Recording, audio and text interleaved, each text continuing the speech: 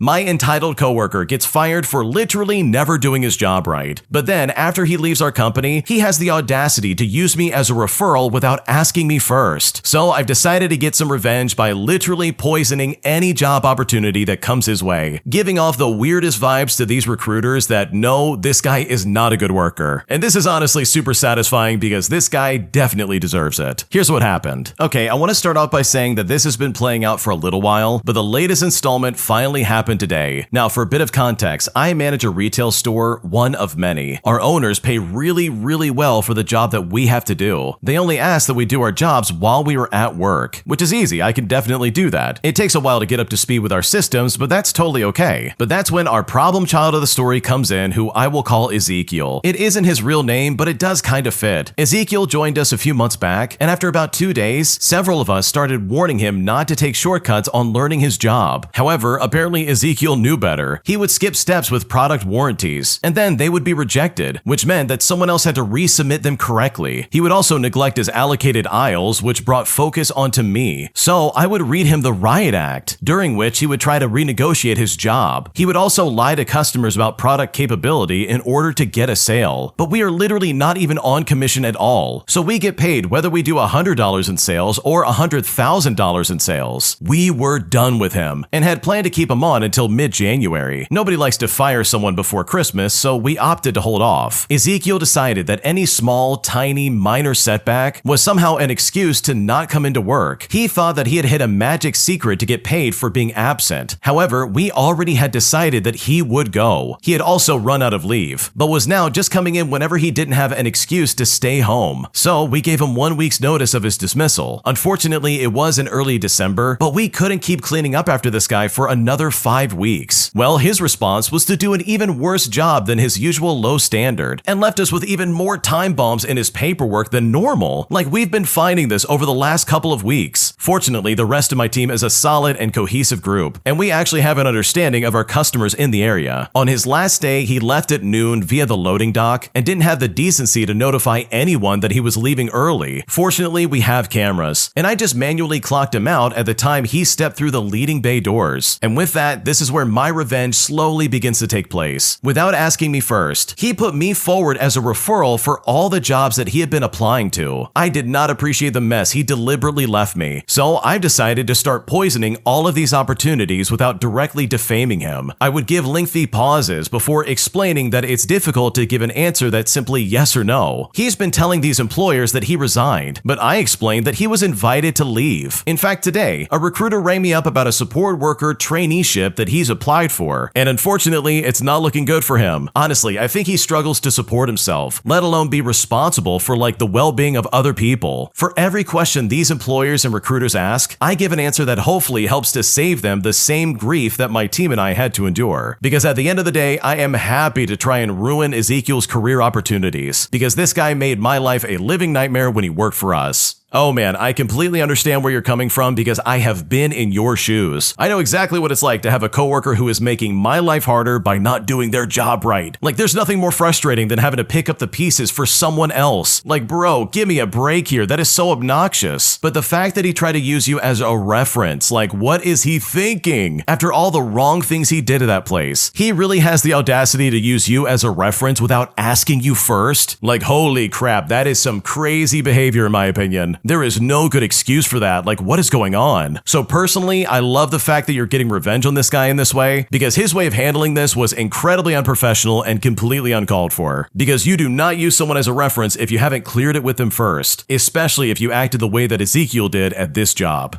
If you like Am I the Jerk, you're probably going to love Am I the Genius. Check it out, link down below in the description. Also, go to AmITheJerk.com/submit if you would like to submit your own stories. My coworker never paid me back for the lunch I bought her when we were out with coworkers. And now I'm not really sure how to handle this because I don't want to be confrontational, but I'm also not really sure how to approach this situation or really make it known that yeah, she needs to pay me back. Because right now I'm incredibly frustrated by this and I don't know what to do. Here's what's going on. So for a bit of context, I went out to eat with my coworkers. There were 4 of us and we could only split the bill by 2. So I paid with a coworker I was sitting next to. She told me to pay and that she would Venmo me the money afterwards. afterwards. Well, she then sent me $28, but her itemized total was $32, not including the tax or tip. Well, I was surprised that she didn't factor that in, but I just let it go. I paid the difference and I tipped 20% off the whole total. The next time I go out to eat with coworkers, we go to a place where you order at a register and they bring you the food over to your table. The same coworker brought her kids and they are young. So she sat with them before ordering and she asked if someone could order for her and then afterwards she would Venmo the money. My other coworker said that she didn't have Venmo, so she asked me to do it again. I told her sure, but I mentioned that she would have to Venmo me right away because my funds were low for the week. So I go to the counter, I order food separately, and I ask for a receipt. Well, her total was $40 because she also got food for her kids. I get to the table and I tell her, here's your receipt. And she says, okay, I'll Venmo you in a minute. Well, the whole dinner goes by and she never does. I even give her a hint when we're leaving, how I'm low on funds and I need the money. But still, I get nothing. So my $20 lunch turned into $60, which is something I definitely wasn't counting on. I then went to work and I waited to see if she would send it, just casually mentioning it. But still, I got nothing. I'm not really a confrontational kind of person, so I just took the loss. I know she has money issues, so I guess she might have not had the money. However, I'm kind of annoyed. I really don't get how people do this. If you are going to go out to eat, why would you not cover your full cost or mention that you don't have it beforehand? So anyways, I now don't want to go out to eat with her anymore. And you know what? The next time my coworkers ask, I don't really want to invite her, mainly to avoid this happening again. So am I being a jerk or overreacting in this situation? Is this normal? Like, am I being cheap? How would you handle this situation? Because right now I don't know what to do. Okay, you are being way too nice to this person. They not only gave you the wrong amount the first time, but they also haven't even paid you back for the $40 they said they would pay you back for. This isn't one of those situations where you can just give them the benefit of the doubt. I don't care if they have money issues or not. If they have money issues, then they shouldn't be going to dinner, and especially not take advantage of your friends and be like, oh, I'll pay you back later, only to then never pay you back. So in my opinion, I think you're underreacting. I think you need to say something to this coworker and hold her feet to the fire, because essentially she just conned you out of a dinner. She lied to you saying she would pay you back, but here we are the next day and she still hasn't done it. So if I was in your shoes, I would be very direct and I would say, hey, you need to pay me back for the money that I spent on you. Like, I would be straight up with her and be like, hey, you really need to give me that money back. Because by saying nothing is only putting you in a bad situation, and that is absolutely not fair for you. Because if she said she's going to pay you back, then that is exactly what she needs to do. My brother's girlfriend and family are wreaking havoc on our family dynamic. And at this point, I'm honestly so frustrated that I really want to tell him exactly how I feel, but I also don't want to offend him, because right now I seriously just don't know what to do. Here's what's happening. So my brother recently started dating this girl about 8 months ago. Things moved along pretty quickly, and he seems very in love with her, and we were all very happy for him at first. But after seeing what she posts on social media and noticing more about her behavior, our opinions changed drastically. She will post publicly calling my brother daddy and make posts about him as if he is her sugar daddy. There's nothing wrong with my brother wanting to spend his money how he wants, but most of the things she posts about are like one of those accounts where a girl is saved by a wealthy man and how she's getting so-called princess treatment. She likes to make a show of every designer thing he buys her, and it seems very superficial. She seemed nice at first, but the more we were around her, the more inconsiderate she became. She made comments to my sibling, who is very into nutrition and in pretty good shape after losing a lot of weight, saying stuff like, oh really? I didn't know you eat healthy. You must not like the gym, huh? And she said something similar to my other sibling, basically body shaming him. She also commented that scars were ugly, knowing that my sister has visible scars from her past. Around 6 months in, she started including her entire family in our holidays and events. She casually mentions that her mom, her sister, and cousin will be coming to our house for Thanksgiving and Christmas, all without asking first. They agree to make food for Christmas Eve and then cancel the last minute. We had plans with family that had to be canceled because we had made plans with them, so we just missed out entirely. On Christmas Day, my brother normally shows up at around like 12 o'clock to open gifts, but he said they'd arrive at 2 o'clock. But instead, they got there almost 2 hours late, when half of us had to drive back home 4 hours early that evening and work the next day. I understand that he wants to include them, but her family is inconsiderate. My sister spent hours making dinner, which they barely touched and exchanged looks over. They also showed up empty-handed at Thanksgiving, which in our culture is very rude. food. During Thanksgiving, her sister spent half the time bragging to my 18-year-old cousin about drinking and driving, totaling 2 cars, and getting away with it. And the sister is only 21 years old, mind you. I was honestly going to meet her family with an open mind, but this was my last straw. I then asked my brother for some advice on a relative who got slipped some substances in her drink, and the whole time his girlfriend and sister laughed about how stupid she is, and about how dumb she must have been. I was so livid that I told them I wasn't going to sit there and let them disrespect my friend, but they just kept laughing anyways. His girlfriend's mom has also been pressuring them to just get married already ever since early on. My brother, by the way, was a very family-oriented guy, but ever since she came around, he's distanced himself quite a bit. I understand wanting to spend more time with a partner, but her whole family seems to be taking advantage of him. For example, her sister pressured him into buying a $5,000 bag for Christmas. I know he's grown up and capable of making his own decisions, and maybe he doesn't care that she treats him like a sugar daddy, but my grandmother is in poor health, and we're gonna go visit her soon. When my mom asked him if he was going, she quickly responded by saying, "Oh, he can't go right now." The last time we were there, they got into an argument when my brother drove some younger cousins to a club. We only stayed out until like 11 o'clock and then headed back, but he stayed in the car the whole time with another couple from our family. He then woke up the next morning at around 11 o'clock, which is normal for him, and she was convinced that he was cheating. The entire family vacation, he was on his phone constantly. She would call him 5 times a day no matter what we were doing, and after that night, he spent most of the rest of the trip in his room, which is extremely unlike him. Now, I'm really concerned because he's usually very level-headed, and I know if I were in this situation, he would call it out immediately. I'm not sure what I would say or if I would even say it to him, as she seems to have so much power in this relationship. She also has some odd viewpoints that I wouldn't expect from a pre-kindergarten teacher, like saying parents raise little boys too weak and sensitive, and that they need to be more manly. And it's like, keep in mind, these are literally 4-year-olds. She has made various derogatory comments towards the LGBTQ community, including 2 dads who have a kid in her class. She also seems very oblivious and has no situational awareness, constantly embarrassing my brother by bringing up sensitive topics, like religion for example, or plans for kids when there's been conflict about it. I haven't told him anything, and no one in my family has either. He's always had a good head on his shoulders, but at the end of the day, I'm worried that saying something will just make him defensive or even push him away, especially since they seem to believe in very traditional gender roles, and he may feel protective over her. What should I do?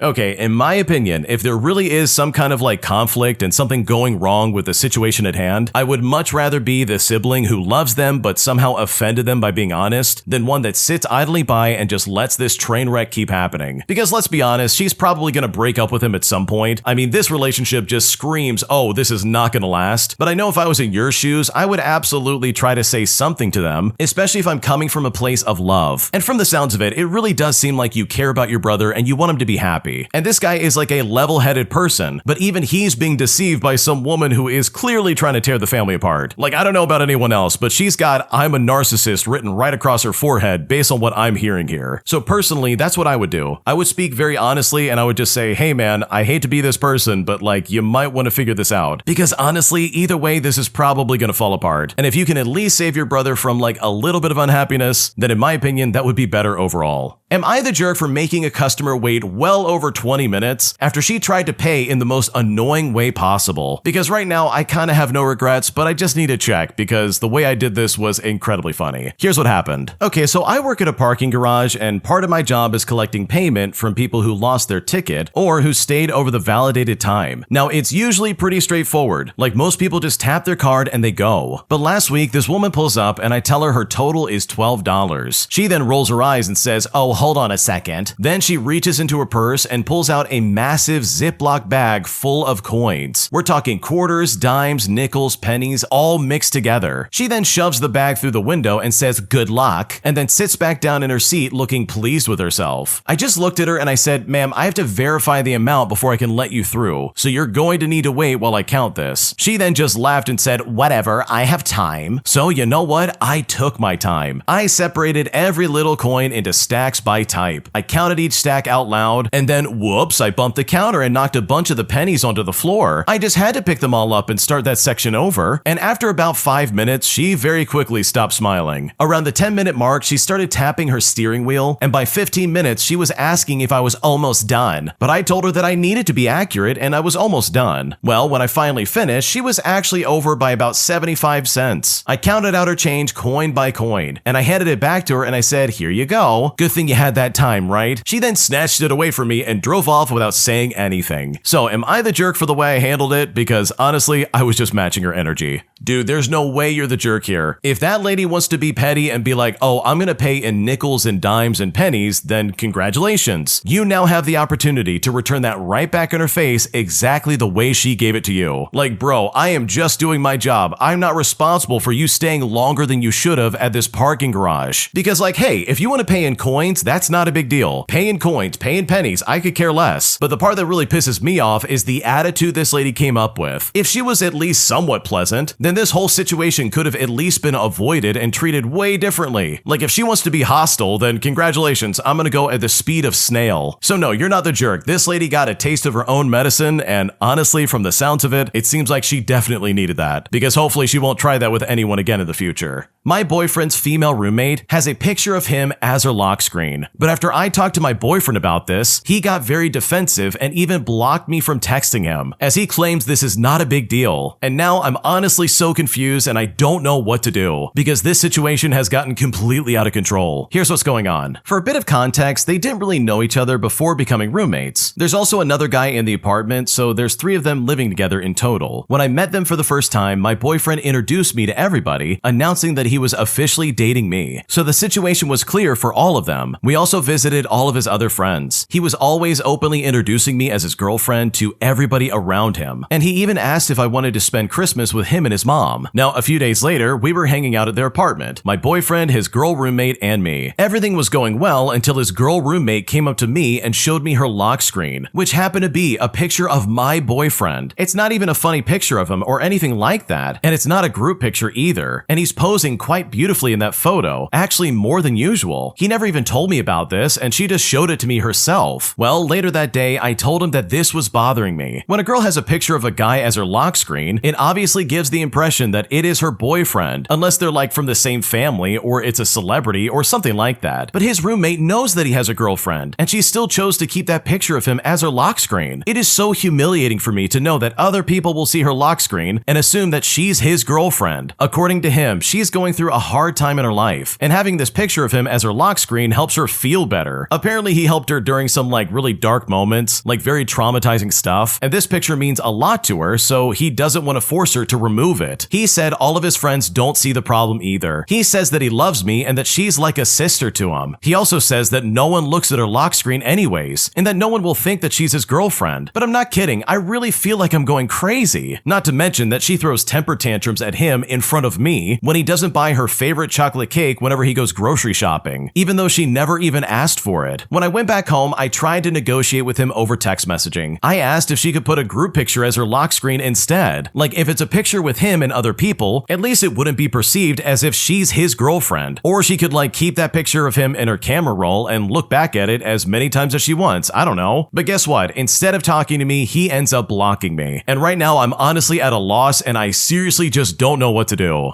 Okay, if you didn't think your boyfriend was cheating on you before, then holy crap, is this not like a giant red flag? He blocked you because he knows that you are absolutely right, that this situation is incredibly sketchy and there is no good excuse for it. And instead of addressing it and being like, hey, you need to remove that picture, he's instead knowing that you've got him cornered and he's about to get found out. Because why else would he block you? This is really not that big of a deal. You're not asking a lot from him, like you literally are just saying, hey, this lady's your roommate and not your girlfriend. Have her remove that picture from her phone.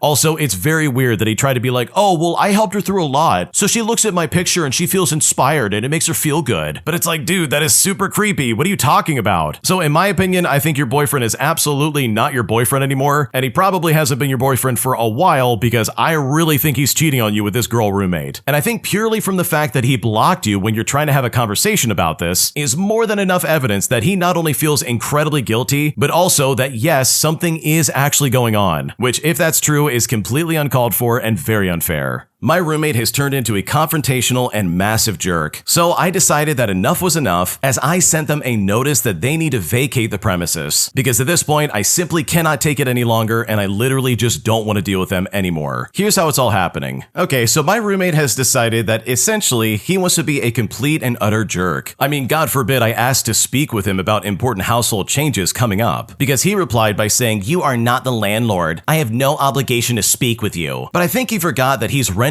from me and not the landlord. So guess what? He's getting a notice to vacate. On top of that, I'm doing construction projects in the living room that involves putting finishing nails onto the baseboards, meaning that I'm putting lots of extra work into this place. There will also be excessive sanding at odd hours. I also have his deposit that I will be nickel and diming every single thing that he ruined while staying here, like smoking in his room when it's against the lease. He also spilled red Gatorade on my living room rug, which means that a cleaning fee will also definitely be deducted. I'm usually a really kind, understanding person who lets a lot of stuff slide, but he continued to push boundaries the entire time living here. I held firm, but he simply couldn't take someone standing up to his BS. And at this point, I am so done. But I'm also going to do everything legally and buy the book. Receipts will be had for repainting his room, etc. And I'm just going to be so happy to finally give him his notice, because this guy really sucks. Okay, I don't know about anyone else, but like if you've had a roommate, I can say confidently that having bad roommates or bad neighbors in general is one of the worst feelings ever. In my mind, like when I go home, I want to have some peace and quiet and at least have a space where it's like, okay, I can relax, this is a good space for me, there's no stress, etc. So when you have like a confrontational roommate or a neighbor of some kind, it truly can throw you for a loop and just destroy any kind of like peace and quiet and just calmness you would want in your life. So to the original poster, I love the fact that you're evicting them. I love that you're getting rid of them and saying, oh no, you've got to go. You're renting from me and I'm absolutely not going to put up with this. Because based on what you're describing, they sound miserable to be around and I would also not want to put up with that. My spoiled, entitled brother throws an absolute fit when he finds out I bought a house before him. And now he's demanding that I allow him to move into my house, claiming that he has a rightful spot in my house simply because he's my brother. And I'm honestly so exhausted dealing with my brother that I'm now at a crossroads and I seriously don't know what to do.